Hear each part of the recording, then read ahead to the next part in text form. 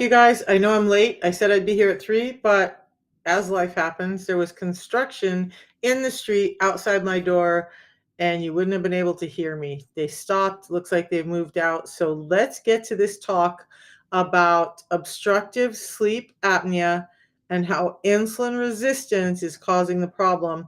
And we're going to kind of go in depth. So please bear with me because some of this is I'm not a scientist. I'm not a doctor. So some of this is I'm going to have to refer to my notes, but I want to try and get this information to you guys. I did all the work so you can benefit from it and understand how another way, how insulin resistance is affecting your health and why I talk about the protocol that I talk about every day, because addressing this one thing can really change your health for the better in so many ways. So, there are so many people out there who are suffering with sleep apnea, just like I was. Remember, if you were on this morning's talk, I talked about how I was actually in for sleep study, and they said 60 times an hour is how often I was waking up. So I gave you this analogy, like say I laid down, tried to rest for 6 hours. That's 360 times during those 6 hours, 6 hours that I laid down, that I was woken up, that my sleep was disrupted. So when I was tired and my body was hurting and I was getting inflammation and all of this, is there any wonder why? I want to go over why inflammation is happening. I want to go over how insulin resistance is causing this, both in your tongue, your throat, and in your brain. That's 3 ways, right? Not just both. But we're going to go over all of that. Ask me questions along the way. If I can answer, I will answer. If not, I'll go find answers and come back to you. Can we have that agreement? But if you're suffering from sleep apnea, I want you to know all of these, like they were going to do surgery on my tongue. There was, CPAP, all of that stuff. That's not really addressing the root cause. It doesn't have to be that complicated, guys. You can actually ditch the CPAP. You don't have to go through those procedures if you understand what's causing it and address that. Because the problem with our medical society today, or our medical institution today, is that we're a sick care model. We're addressing the symptoms and masking the symptoms, but we're not addressing the root causes. I'm here to address the root cause of most things, 95% of our chronic illnesses, and that's insulin resistance. Today, we're linking it to obstructive sleep apnea. So I'm going to be going over visceral fat and fat tongue. I'm going to be going over muscle laxity in the mouth and throat, the neurological effects, how it's affecting your brain and causing you to stop sleeping, how gut inflammation and those microbiome alterations are causing it to worsen, how the systemic inflammation that's being caused from insulin resistance is making it worse, how metabolic syndrome and obstructive sleep apnea are so tightly linked. And I'm going to give you some science and some numbers along the way. So I'm going to have to refer to my notes for some of those, because some of these numbers are new to me too. And it was eye-opening doing this research. So thanks you guys for hanging out with me, because it allows me to do what I love, and that's learn. And then I get to bring it back to you guys. And sometimes the things I learn are just like blowing my mind. 4 years in, and I'm still learning a ton. And that's because science is continuing to look at and discover how closely linked insulin resistance is to all of these disorders we suffer with. Okay. Minnie, good afternoon and welcome in. You guys, thanks for joining me even late due to that construction. So I'm going to dive in. You guys, let's talk about it. Hopefully some of this information is helpful to you. It's going to get a little deep, and we're going to use some terms that really you don't have to know, but I just want you to understand that there's reality behind insulin resistance and sleep apnea. It's how my mind works. So we're going to share that, but understand I was able to get rid of mine.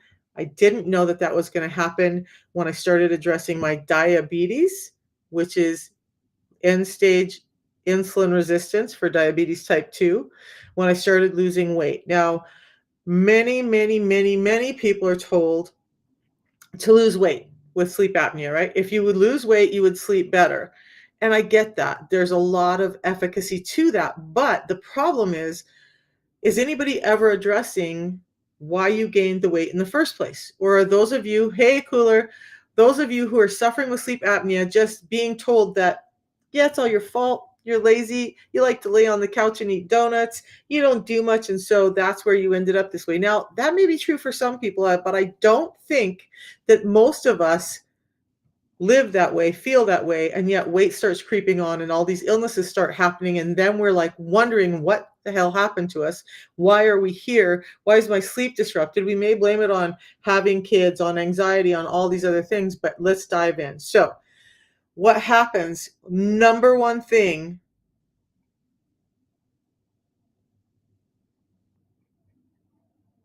oh, you guys, oh, somebody comes on with the craziest stuff on YouTube. I'm not even going to get into it. So, visceral fat. It's well known that insulin resistance changes the way the brain cues the body to store fat. We also know that insulin stores fat. Excess amounts of insulin, it's trying to put away this energy.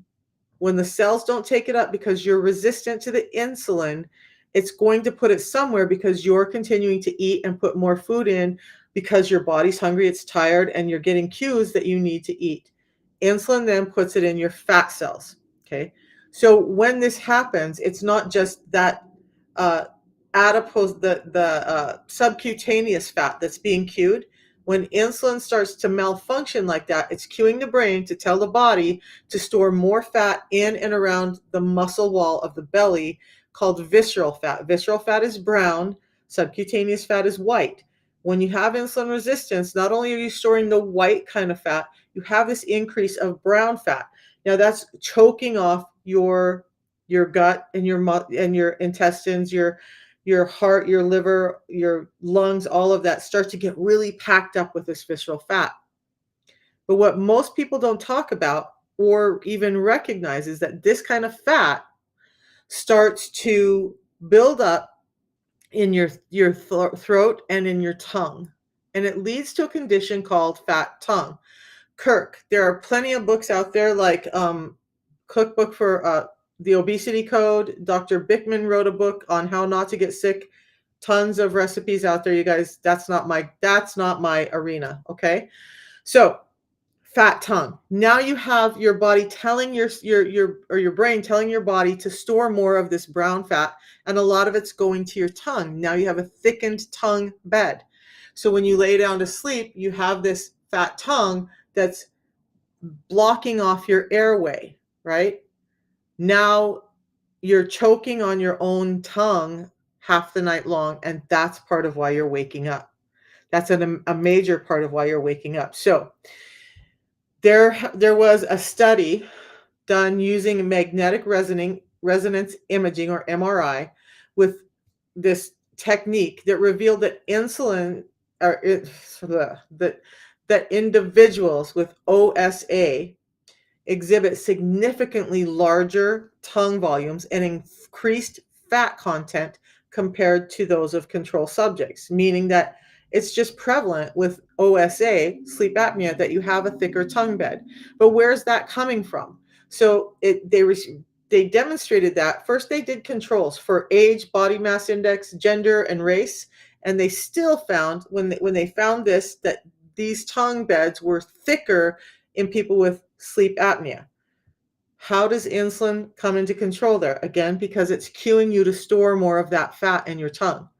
And another study published in the American Journal of Respiratory and Critical Care Medicine found that weight loss, and remember, if your insulin is high, you can't lose weight. So we got to address insulin to lose the weight. That's the piece they're not telling you about.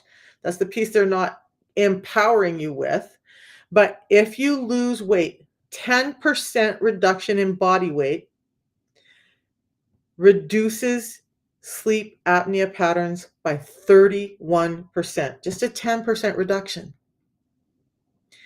And yet nobody's telling you why that weight is being put on, where it's being put on, and what the real root cause of that is, because it's not just donuts, right? I get that there's too much of that going on. I'm not going to say that it's not. But understand that insulin resistance is causing your fat storage. That fat storage is causing this problem with your sleep. That's number one way. Okay. Are we all tracking with me right now? Everybody's good. So understand that the accumulation of fat in your tongue is influenced by insulin resistance, and as insulin promotes even more of that fat storage in various tissues, including the tongue and the throat and your belly, you're going to have more problems sleeping or breathing when you sleep. We're going to go over another reason why you're having problems breathing when you sleep, a couple more, and that's going to be, I hope it's eye-opening for you, because it was a little shocking to me, because nobody ever, of course, most doctors aren't going to sit down and have scientific talks with you, right? They're not just going to explain all this stuff, but I want you to understand it. So, visceral fat is causing a problem with your tongue that's causing you to have a blocked airway. But there's another piece to this. So you start to have some laxity in your muscles in your throat. Now, that's important because it's a neuromuscular control of the upper airway. How your neural pathways, your nerves, are telling your muscles to react. This plays a role in sleep apnea as well. And yes, it's the dysfunction of it is driven by insulin resistance. So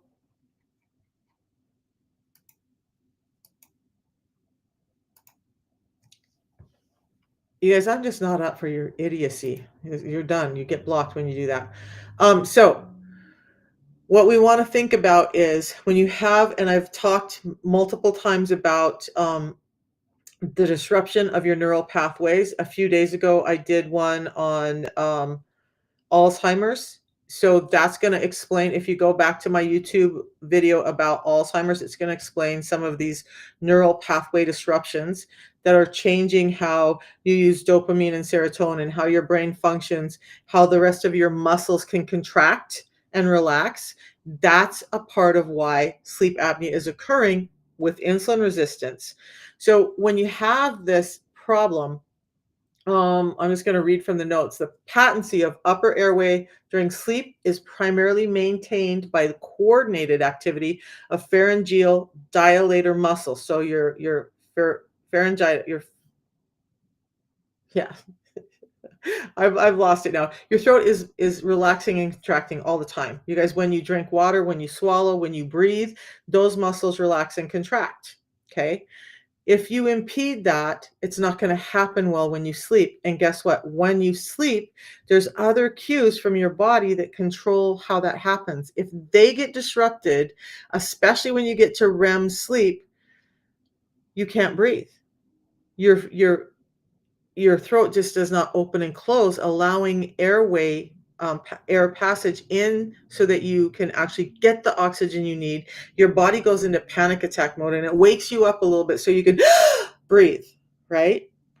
But insulin is disrupting the pathway that allows those nerves to react and control the muscles. And so they're just not acting the way they're supposed to. And this is part of the sleep apnea. Again, rooted in insulin resistance. So another thing that's happening is insulin resistance is causing a lot of low-grade inflammation throughout the body. That also impacts how your throat is opening and contracting during sleep time, and why it's obstructed. So,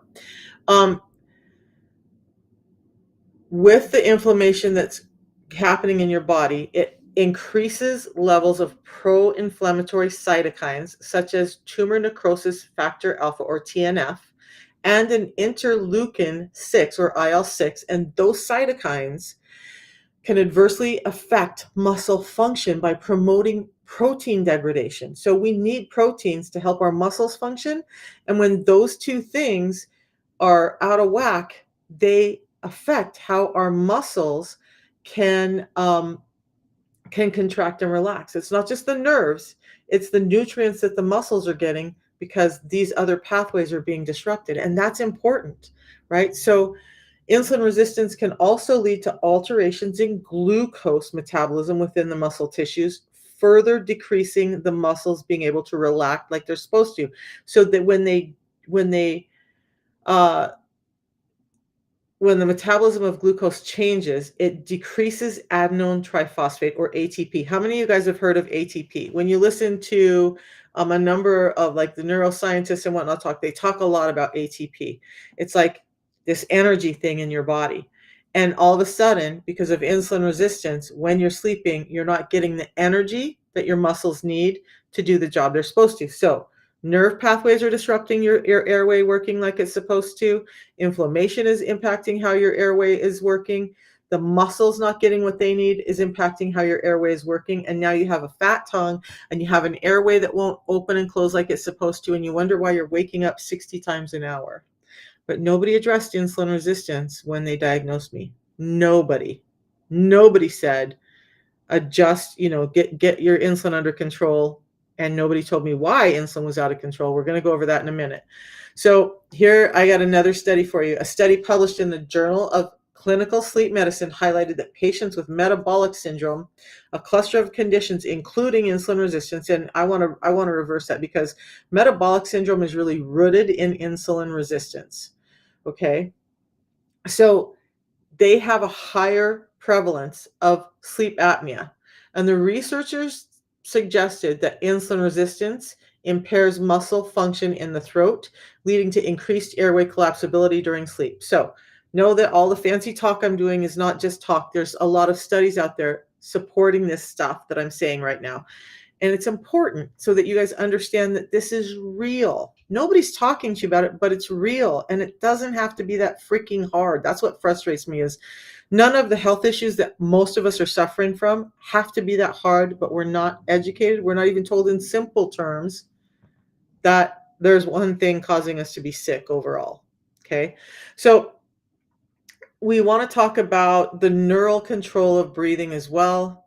The central regulation of breathing is orchestrated by those nerve pathways, but now we're moving from the throat to the brainstem. And I talked a little bit about this on the Alzheimer's talk the other day, but it changes mechanical and chemical signals in your brain. Now, not only are the muscles in your throat not being able to react right, your brain isn't able to give you the right cues, understanding when you need oxygen and triggering everything else to work right because the nerves in the brain are also impeded by sleep apnea, but by insulin resistance. So, um, insulin receptors throughout your central nervous system are impacted. And that plays a crucial role in the function of being able to breathe when you're asleep. Okay. It's not a conscious thing, it's a subconscious thing, but that gets impacted because all of that's malfunctioning because of interference in your neural pathways from insulin resistance. So, insulin resistance has been shown to alter the function of various neurotransmitter systems, including those involving GABA or gamma aminobutyric acid and glutamate. So, you wonder why people are always talking about GABA and glutamate supplements. This is part of why, actually, if you understood insulin resistance is causing these disruptions in GABA and glutamate, you could address that first and then decide if you need to add those in as your body starts to function more normally. Isn't that amazing? Again, some of the supplements we're being given are just like Band-Aid. They're not addressing the root cause. Why is our GABA off? Why is our glutamate off? Because of insulin resistance. Okay. So those two are critical for maintaining excitatory and inhibitory balance in those neural circuits. And disruption of that balance in respiratory control centers can lead to instability in breathing patterns during sleep. And furthermore, insulin resistance impairs neuroplasticity, the brain's ability to recognize itself by forming new neural connections. And that forming new neural connections is essential for adapting respiratory control mechanisms in response to changing physiological conditions during sleep. You don't have the same physiological conditions when you're asleep as when you're awake, and the brain can't adapt to that now because insulin resistance impeded GABA and glutamate. Is that's a long big thing, but that's crazy to me. So know that now we've impacted how the brain is functioning. We've impacted the size of our tongue. We've impacted whether the throat can close and relax, open and relax. During sleep to allow airway through. Those are some pretty major links to what's happening with sleep apnea and why you can't breathe when you're at rest, right? Or when you're laying down. So we're going to move on further and talk about gut microbiome. Yes, anybody who follows me knows I love to talk about the gut microbiome.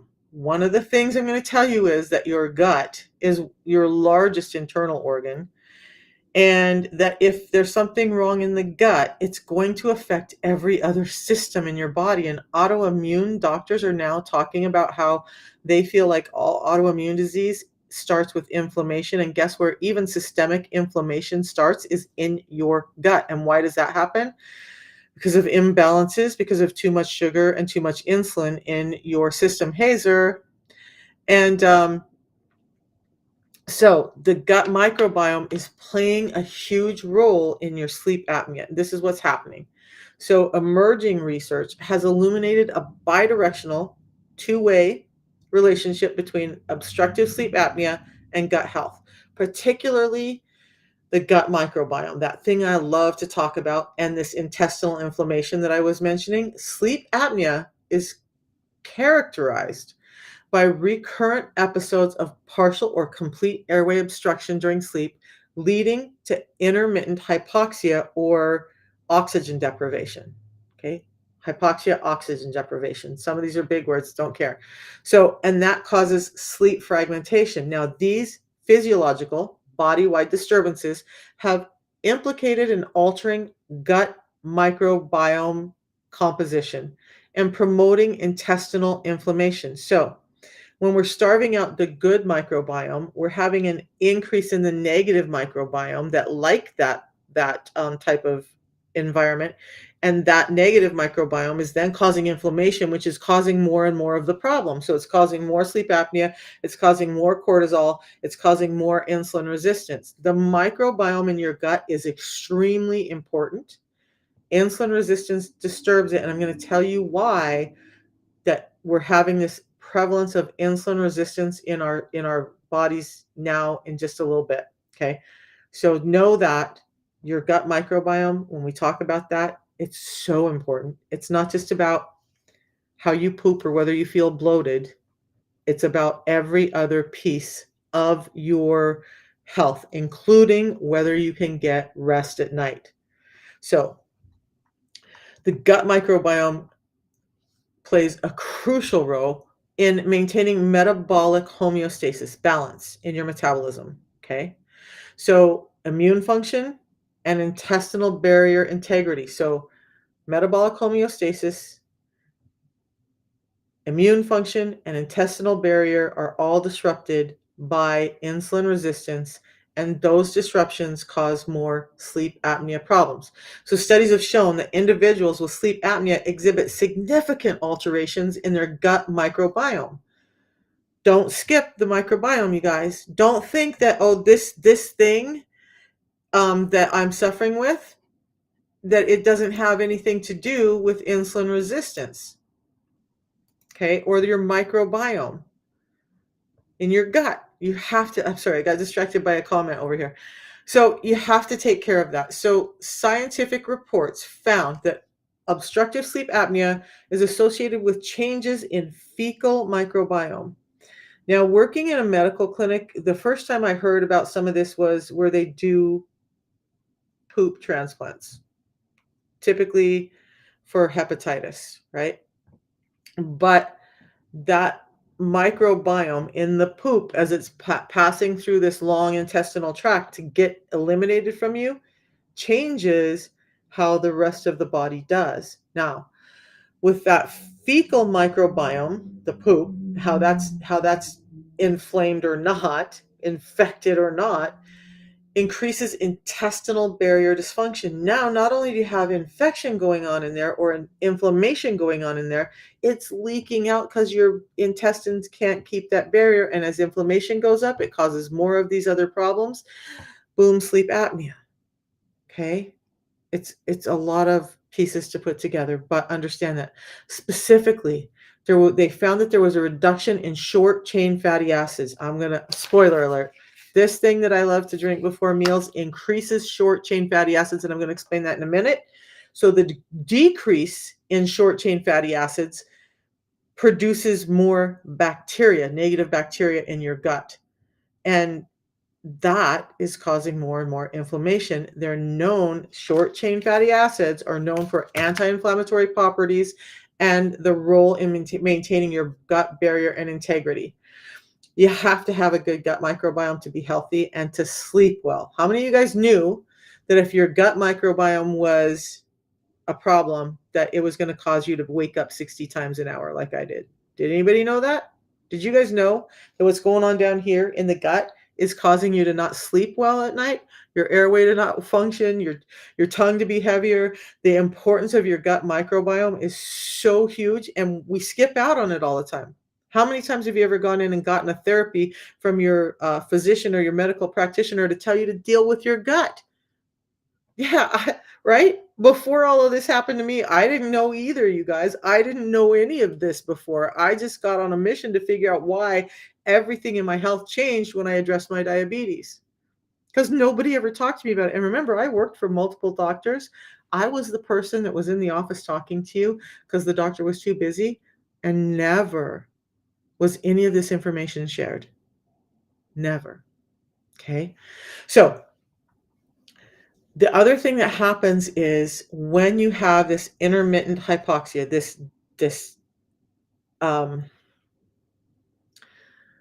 you don't have enough oxygen, basically, is how it's caused. Hypoxia is you're just not getting enough oxygen, decrease in the oxygen that you have available. So intermittent hypoxia is hallmark of sleep apnea. It's been shown to induce systemic inflammation and metabolic disturbances. So now not only are your metabolic disturbances causing a microbiome that's causing you to have hypoxia, but when you have sleep apnea, that oxygen deprivation is causing more of the imbalance that's increasing the insulin resistance, that's increasing your sleep apnea. It's a vicious circle, right? We got to get the sleep apnea under control so we can get the insulin resistance under control. But we got to get the insulin resistance under control so we can get the sleep apnea under control. And it mostly starts in your gut, whether it's the fat tongue, the brain disturbances, the throat. It's going to start in that imbalance in your gut primarily. Okay. So understand that taking care of your gut, getting in enough fiber, getting in enough prebiotics, not just dumping more probiotics in, is really important to your health and part of why you're not sleeping well. So the alterations in your gut microbiome increase intestinal permeability. So that just means more stuff is getting through your intestinal lining than it's supposed to. Your intestines are supposed to protect you and allow a lot of stuff to just pass through. But with insulin resistance and this imbalance in gut microbiome, more of that's leaking back out into your system, causing more oxidation and inflammation. And this is why we have joint pain and we have swelling and we have migraines and we have all the problems we have, as well as sleep apnea. Okay. So systemic inflammation. Now, I've talked extensively before how inflammation is so highly linked to insulin resistance. And so I'm going to stop right here. We're talking about gut microbiome, we're talking about systemic inflammation, and I generally talk about the prevalence of sugar and the need for fiber and all of these nutrients that we're not getting, and muscle tone and all the stuff. But one thing I want to talk about that's not going to cost you guys anything to change is get the seed oils out of your system. Stop using them because they're causing this gut microbiome dysfunction. They're causing this inflammation. And guess what happens? The inflammation systemic wide that's caused from the toxins in those seed oils are causing your insulin resistance to get worse, your sleep to get worse. Those are causing your gut microbiome to get worse. That's causing all these other problems. So it's not really what I'm here about, but I think it's important that you know how much damage those seed oils are causing. They're full of chemicals and toxins. You guys, seed oils, off topic, but seed oils are so rancid and horrible. They have to bleach them and add scent to them so that you will ingest it. So I'm gonna include a little bit of vegetable oils in there, but think about like sunflower oil, safflower oil, canola oil. Those are seed oils. The oils I'm going to encourage you to use if you want to start getting your gut microbiome better, your insulin resistance better, are these: extra virgin olive oil, avocado oil, um, coconut oil, butter, and ghee. Yes, eat your animal fats. Yes, eat the yolks in your eggs. Those are not causing your cholesterol problem. Those are actually helping you with it. Sugar is causing the cholesterol problem. Okay.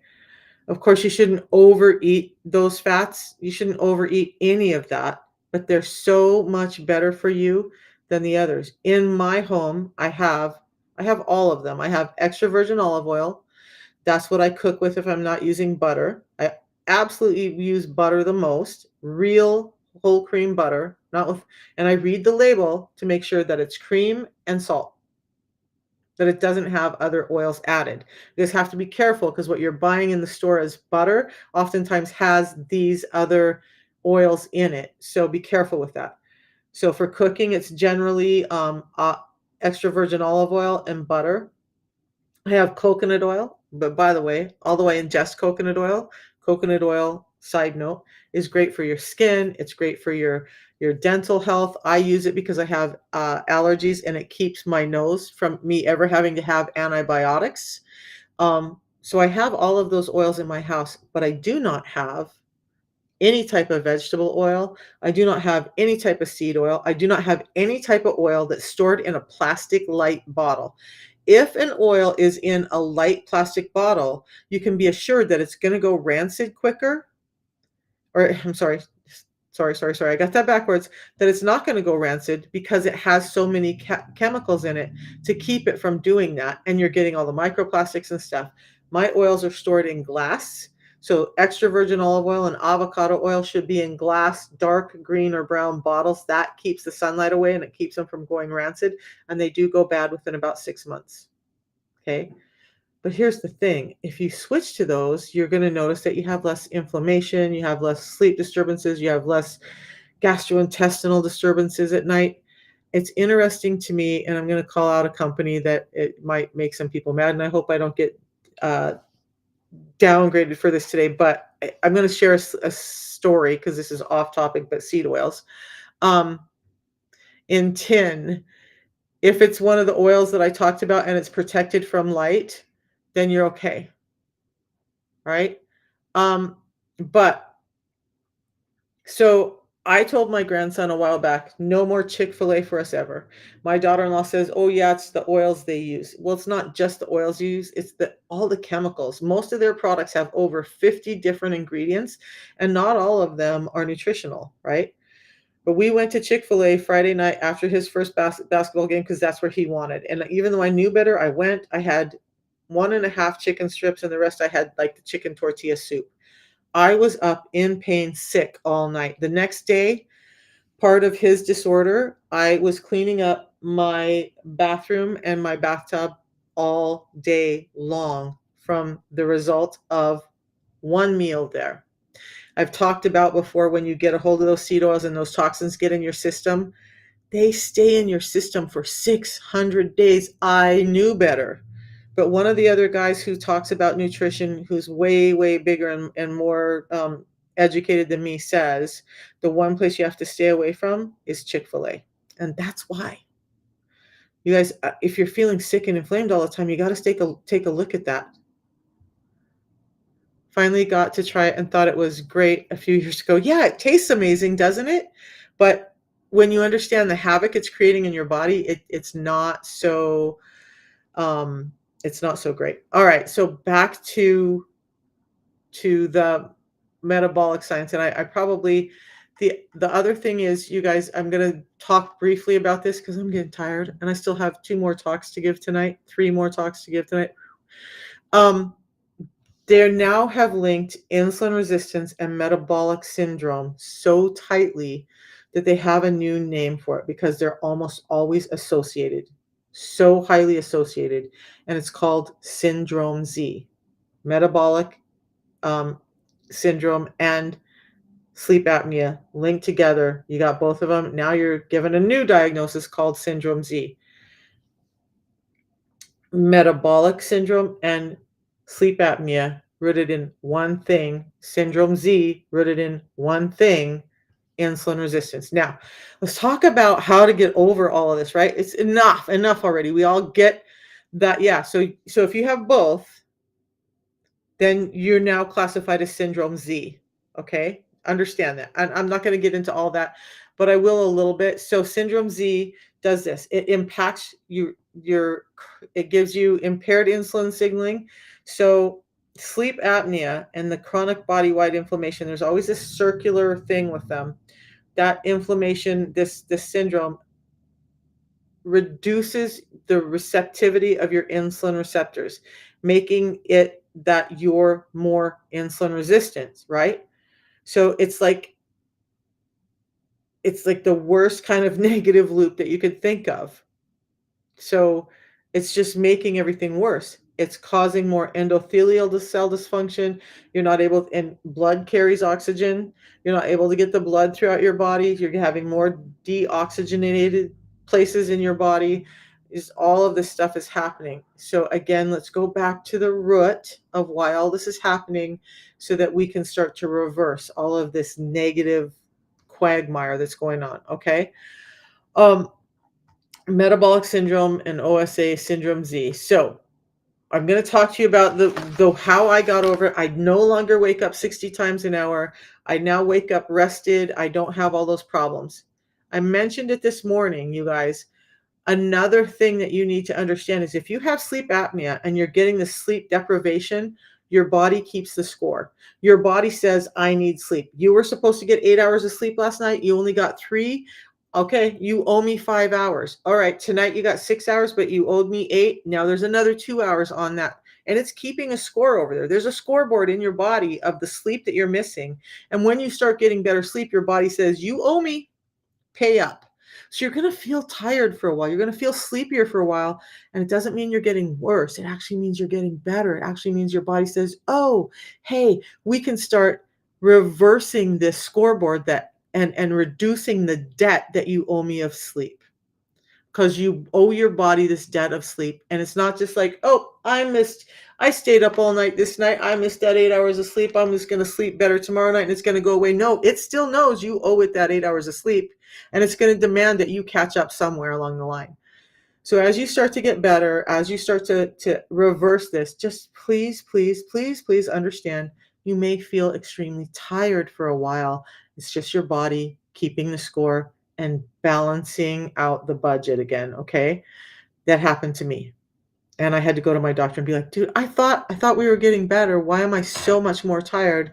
And they had to explain that to me. I've had some really great doctors, so I'm not bashing doctors all the time, you guys.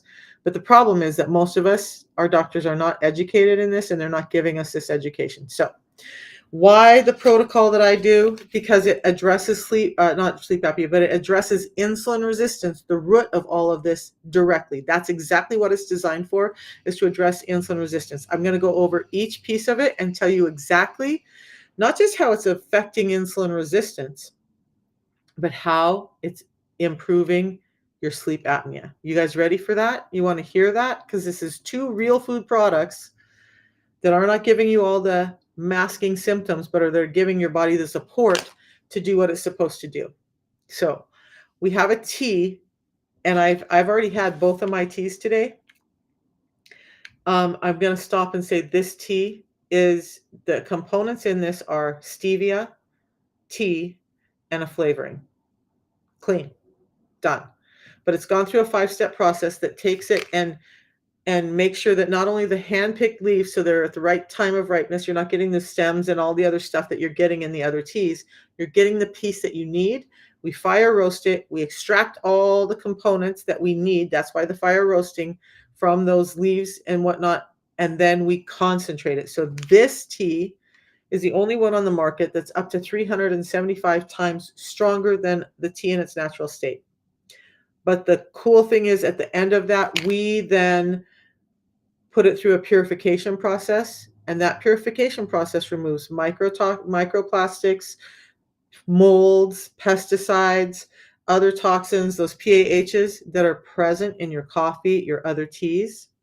Okay, so remember, those microplastics, molds, PAHs, pesticides are all causing inflammation. I spent a long time to tell you that inflammation is causing your sleep apnea. Inflammation is causing your insulin resistance in some way or another.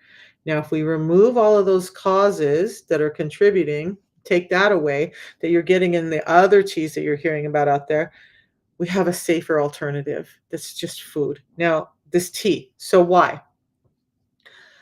The tea helps increase HGH or human growth hormone. And human growth hormone helps reduce that visceral fat in your throat and your tongue. Did you know that? It's not just getting the insulin under control. That increase in human growth hormone that you can't produce because you're insulin resistant or you produce at a far less rate is actually helping get rid of all that visceral fat, not just in your tongue, but in your belly too. Okay, that's why people's bellies flatten out. So tongue, neck, throat, um, tongue, throat, belly, it's reducing that visceral fat. The HGH is doing that, and the tea increases HGH naturally in your body. The tea does not have HGH in it.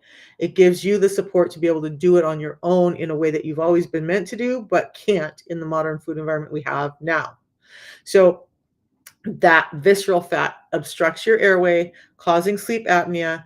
And less fat up here means less blockages. Better sleep means less inflammation. Less inflammation means better insulin receptivity and more better sleep, right? So the other thing the tea does is it increases ketones and insulin sensitivity. Again, by supporting your body with the components it needs to do that. So ketones, remember, brain needs ketones to function. We talked a lot about neural pathways. We talked a lot about how the brain is not cueing the body to do what it needs. Ketones are the most efficient source of energy for your brain. Now your brain can function right and start to give the right cues so you're sleeping better as your throat's opening and closing like it's supposed to. Your respiration is happening like it's supposed to, and that's what the tea is doing. Okay, it's helping by addressing insulin resistance. It's helping with this, but the ketones help improve insulin sensitivity, meaning that your receptors are able to address insulin in a healthy way and not block the insulin out. Because that's what insulin resistance is when your cells can't take in energy because they're saying no to insulin. Now, with the tea helps the cells say yes to the insulin so your body, your brain can get the energy it needs when it needs it. Um, and all of that also further helps reduce that visceral fat. So the fat in the tongue and in the neck and the belly that's causing your insulin resistance. But the ketones also provide stable energy, and that helps the brain function better, leading to more restful sleep, uninterrupted sleep, and that helps with the sleep apnea. And the sleep apnea helps with addressing your insulin resistance. And here we go. Now we have a positive cycle going on, right? All from this tea. But the tea helps reduce inflammation by increasing those ketones in HGH. And we know now that the inflammation is highly linked to sleep apnea. And when you have less inflammation, now the body's not in this negative cycle of panic, basically. It's able to start healing. The gut's healing. The brain is healing. Your sleep apnea is getting better. You're getting oxygen to the areas you need, and your body's able to heal because of the increased HGH and ketones that are in the tea and the energy that you get during the day from the tea. So you also have that combination of HGH and ketones support healthier metabolism, and that provides more energy throughout the day. But you guys, it's more than that. There's so many components in there. I'm going to throw out some big words. We'll talk about them maybe tomorrow. But things like chlorogenic acids that help increase GLP-1, that help increase the ketones in the HGH. It has mate saponins. It has theobromine. Now, theobromine is the chemical component that you have when you have dark chocolate and you get that feel good feeling. That's present in here. I think I'm going to talk about GLP-1 tomorrow because I was listening to Dr. Bickman talk about that. Um, huh. I guess on YouTube, you guys, it's going to get cut short. So we'll try and get through this. So understand that the tea does all of that and we're not talking even about how it's affecting insulin resistance, but directly how it's affecting your sleep apnea. The second part is the pre-meal drink. 7 different types of fiber, soluble and insoluble fibers, phytonutrients, vitamins, and minerals. Now, this has every vitamin and mineral needed to support human life. This has a panel of vitamins and minerals that are specifically designed to impact your metabolic health. But what this does then, specifically toward sleep apnea, is this. It gives you better blood sugar regulation, and that stabilized blood sugar level, it can decrease a blood sugar spike up to 40% when taken with a meal, helps prevent the spikes and crashes of blood sugar that are exacerbating insulin resistance and inflammation, and that stable blood sugar helps reduce visceral fat, particularly in the throat and tongue, and that can lessen the airway blockage. It improves insulin sensitivity. So both of these are improving your insulin sensitivity, meaning your cells are getting the energy they need. And that helps process the glucose into the cell. Glucose is just energy. Your cells need it. But we're so inundated with it, they're starting to say no. This is helping us get that energy back in. Okay. But it's also creating less fat across your body. Now that, remember, a 10% reduction in overall weight can increase your sleep by 31%, the reduction of sleep apnea by 31%. 10% reduction in weight, which this is helping with, increases your ability to sleep by 31% from sleep apnea. Okay, so it also is helping reduce inflammation by feeding that gut microbiome. So remember, please, everybody, if you're talking about gut microbiome and everybody likes to go out and spend all this money on probiotics, that's amazing, but the probiotics have to live and thrive. If you're just dumping probiotics into a system that's full of sugar, it's going to kill them off. You need to feed the probiotics so they can do their job and thrive. And fiber, especially the fibers in this, are feeding them. Remember, I talked about short chain fatty acids? These fibers, when the probiotics are feeding on those fibers, it's creating those short chain fatty acids that help us produce ketones that help our body and our brain function more efficiently on the fuel that we're getting. Yeah, you should always eat healthy, eat things right, and exercise and take a nap to recover. I get all of that. Um, but understand that in the food environment we have, especially here in the US, that's not always possible for everybody, nor do you ever know where you're getting good fiber from, and most of the fiber that you are getting in the fiber supplements that you take, like Benefiber and Metamucil, those are insoluble fibers, and they're great for creating bulk and helping you poop, but they're not great for blood sugar regulation. So fiber matters, and not every fiber is created equally. So it is important to have the right kind of fiber that's helping with glucose control to get this whole thing under control. And that's exactly why we developed this fiber. So it's also helping with weight management by keeping those blood sugars down, by keeping you feeling more satiated. This fiber has a lot of soluble fibers, and they don't just create bulk in your stool, they help expand so that you're not feeling hungry when you eat or after you've eaten. And those fibers can stay present 4 to 5 hours after you ingest them. So now you're not as hungry all the time. Your brain is not cueing you that it's hungry because it's getting the right kind of energy. This fiber works. It's a pre-meal drink because it's more than just fiber. Remember, we've added in these other components that are better for you metabolically. So, and it's helping support healthy digestion, giving you that clean gut microbiome. All of those things we linked into insulin resistance today, and we linked into sleep apnea. That's why the system that I started to address my diabetes also took care of my sleep apnea. You guys, it doesn't have to be a CPAP that you're wearing every night that you are embarrassed by, or that's clunky to sleep in. I couldn't sleep anyway because that thing was like, I have autism. That thing on my face drove me crazy. I couldn't do it. Okay, you don't have to have surgery on your tongue and have chemicals injected. You just got to understand where the visceral fat's coming from, and that's from insulin resistance. These two products help you address it. Can you do it on your own? Yes. Do you want to have to do all the research to figure out all the specific things you've got to eat to do that? Most of us don't have time or effort for that, and it would actually cost you more. So you can get it in the link in my bio on TikTok and on YouTube, Facebook. I'm going to drop the link in there. Um, you'll just go to the part where it says the protocol that I use. Click on that link and you'll find out more information about the system, how it works, what it costs. It's about $5 a day, but your health is worth it. Your sleep is worth it.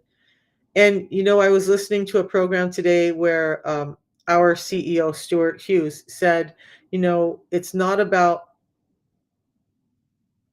no, I can't remember his quote, but it was about the the the amount of life we have versus the quality of the life we have. So if you're living longer, but you're in suffering and pain, that's not doing you a lot of good. You want to live good years full of vitality, and then you're going to have a good life. And then you're going to have a life that's worth looking forward to, a life that's worth waking up to, a life that's worth falling asleep to. So just check it out, you guys. I will be back tomorrow morning. We're probably going to talk about GLP-1 and what's going on with all of that, and weight loss, and why this differs from those medications, and why, in my opinion, it's so much better for you than those medications.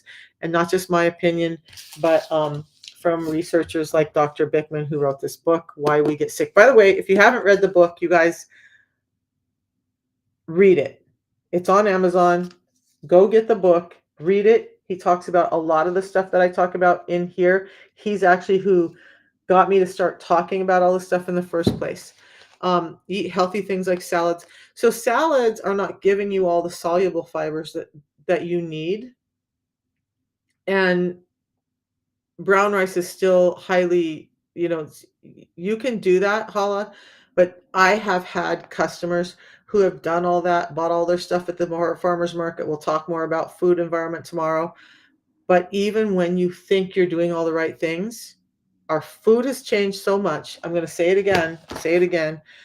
Our food has been changed so much that we have this huge reduction in fiber. Even people who think they're eating enough fiber are only getting in about 15 grams a day when we should be getting in about 30. And it's not getting in 15 more grams of insoluble fiber that's making you poop. It's about getting in more fiber that's helping you with the glucose that God naturally put in our food and we stripped out. Okay. So it's also about the fact that our foods are 40 to 70% less dense in nutrients because of the pesticides we use, because we're not rotating crops, because we're trying to grow things so quickly.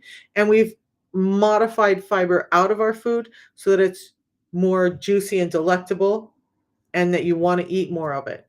That's the problem. What this does is help reverse that.